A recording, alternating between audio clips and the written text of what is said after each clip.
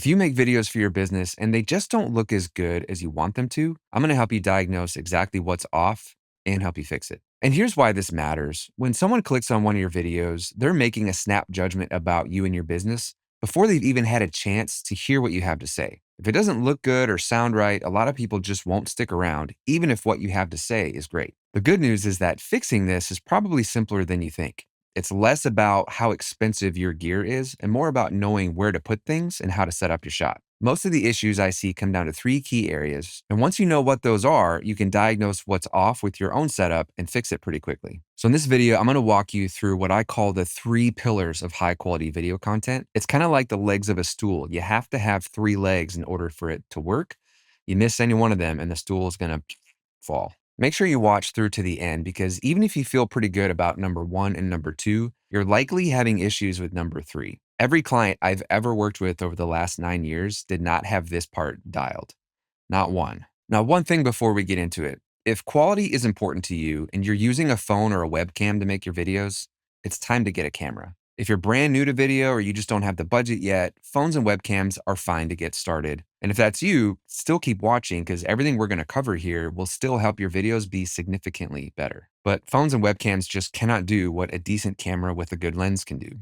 So if you're serious about quality, and as a business owner, you should be, start planning to get a camera soon. Now, if you don't know what camera to get, I actually made a video about that, and I'll link to that in the description. But don't leave yet. Even if you have a great camera, if you don't nail these three things, your videos still won't look or sound as good as they could. And speaking of sound, that's actually the first pillar.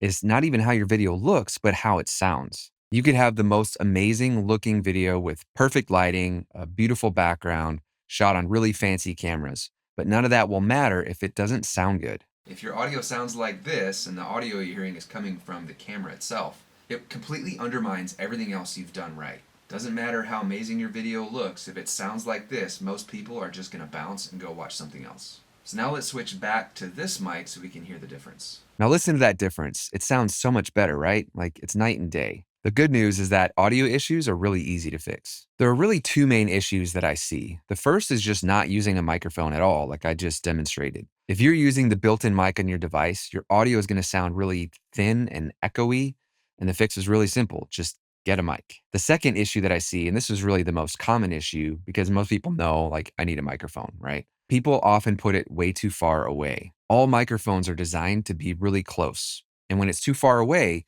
it picks up all the sound that's bouncing around off the walls and also loses like the richness and fullness of your voice. And then when it's further away, you have to turn it up louder because you're going to be softer. So it helps us hear you better, but it also brings up all the stuff we don't want. That sound, again, bouncing off the walls, and it just sounds like echoey and thin. We don't want that. So it needs to be close. I'm talking inches. Like this is about 8 inches from my face. And that's about the max distance you want it to be. And just to demonstrate, I've got this wireless mic that's right now hooked up to the camera. So this audio is going direct to the camera. You'll often even see people holding these mics or like clipping it to something ridiculous like this stir stick so that you can get it closer and it sounds a whole lot better. And so whether you do that or you just put it on your shirt, just make sure it's pretty close so that it's as close to your mouth as possible. It'll sound a lot better. But just to show the difference when it's further away, like a lot of people do, I'm going to set it over here on this shelf. And it's about 29 or 30 inches away from my mouth. And so now you can hear the difference just having it that far away can be. And even when you just, let's say someone clips it on their shirt like too low, it's still not going to sound as good as it could. Just make sure you clip it up here and that it's pointed in the right direction. And if you're a woman, try to keep your hair out of it because that sound is really hard to fix. So just make sure the mic is close, but not too close. Like you don't want to be like up here because it's just going to distort and sound awful. And so don't do that. Get it close, just not too close, and it'll sound great. I'll link to a couple options in the description, but if you need help picking one for your situation, I have done a couple videos on different types of mics, and I'll link to those in the description as well. So that's pillar number one, your audio. If that is off, nothing else matters. Let's say now you've got a mic, you've got it good and close. The next pillar of high quality video is your lighting. The most common issue that I see when it comes to people's lighting is that they're lighting their face equally on both sides, either because there's just one light right in front of them or there's two bright lights on both sides. And this makes your image look flat and washed out. And lighting is really not about how expensive or fancy your lights are, although nicer lights do make a difference. But even budget lights can look great when you put them in the right spot. If you're not already using dedicated video lights at all and you're just relying on overhead lights in your room, that's really going to work against you. With overhead lights, you just get this really unflattering look. You get weird shadows under your eyes and your nose, and it just doesn't look good for video. So make sure that you're using some sort of video light and not using overhead lights. I also recommend not relying on window light because the weather and what the sun is doing and clouds can really make your videos inconsistent from one to the other, or even within the same video if it's partly cloudy. So now let's assume that you have video lights. The main issue that I see is people put the lights right in front of them, or they have two lights, one on each side, lighting their face up equally. And what this does is it removes all shadowing, which is actually the opposite of what we want. We actually do want some shadowing. So what we want to do is position your main light, which we'll call the key light, off to the side at roughly a 45-degree angle. We're going to raise it up above your head and point it down a little bit because we're used to seeing things lit that way, from a little bit of an elevated position and off to one side. So what this does is it throws a little bit of shadowing on one side of your face, and we want that. It gives your face some depth and dimension and just looks better than when it's just totally blown out. Then we'll add that second light on the other side, but we want it to be not as bright as the key light. And that way we can fill in a little bit of the shadowing just based on the look that you're going for. So the more dramatic you want, you just turn that down, and the less dramatic, you just turn it up. Again, we don't want to just totally eliminate all the shadowing. We just want to compensate a little bit and fill in a little bit of the shadowing so it's not quite so dramatic if that's not what you're going for. And then if you want to add some extra polish, then you can put a third light behind you on the opposite side of the key light. So they're kind of pointed at each other, and we call that your rim light. And what this does is it just adds a little bit of an outline on that side and just helps you pop a little bit from the background. And then just make sure that whatever lights you're using for your key light and your fill light have some sort of diffusion. Diffusion really softens the light, softens the shadows, and just makes it more flattering. So make sure the lights that you use have some diffusion. If you buy a softbox kit, it's really built in. It's a soft box. It's built into that. And if you end up getting something like an LED panel, you can usually get a softbox attachment to put over the top of that. It'll soften and spread out the light a little better. For sure, don't buy a ring light. And if you already have one, I gotta be honest, I'm not a fan. Now, I get why people buy them. They're really affordable and they seem like a really easy solution. But there are a few problems with them. Now, first, they're usually just not bright enough to where you actually need to position them because you're not supposed to put it right in front of you, right? And so when we need to move it off to the side and up, they're usually just not bright enough to throw enough light to now light us properly. And then second, they put this weird circular catch light in your eye that just does not look natural at all. Makes you look like a demon.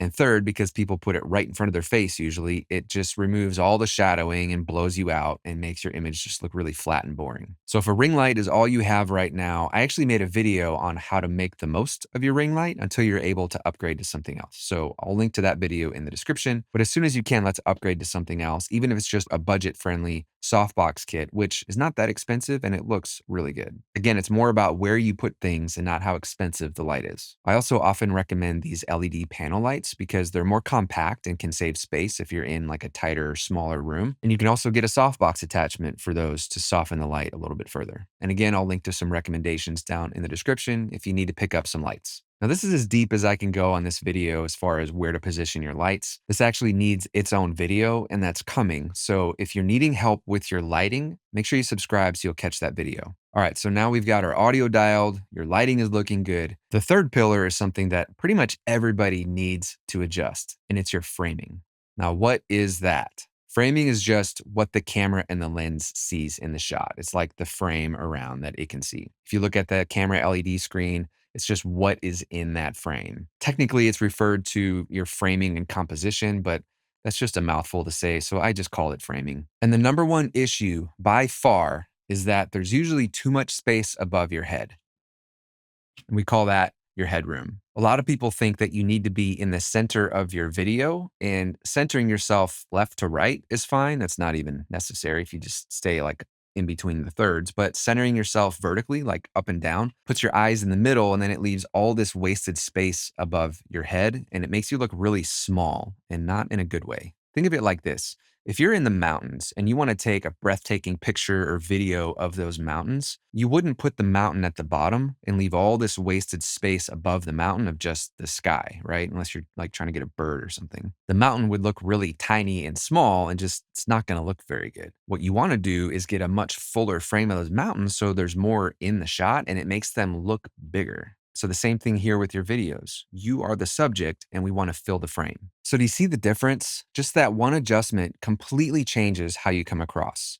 Now, people aren't consciously thinking like, oh man, they're framing, like they look small and untrustworthy, but it just puts off this weird vibe and it actually takes away from your credibility and authority on video. So let's just make sure there's not wasted space above your head, but not too much. You don't want to cut off your hair and you want to make sure that if you're going to frame it for short form content, like you need to crop it in for that, that when you do that, it won't be like just your face. The second common issue that I see when it comes to people's framing is being too close to the background, like right up against the wall. This does two things. One, it just doesn't look very interesting when there's no depth behind you. And two, it almost has this like claustrophobic feel or it makes you look like you're shooting in a closet. So what we want to do is create some depth. We want some distance between you and whatever it is behind you. This makes your shot look much more interesting and polished. And if you're in a smaller room, I know it's difficult to create some depth, but what you can do is turn a little bit so that you're not shooting straight across, but you're actually shooting at an angle. And that can create a lot more depth, even in a smaller room. So as much as possible, move yourself and the camera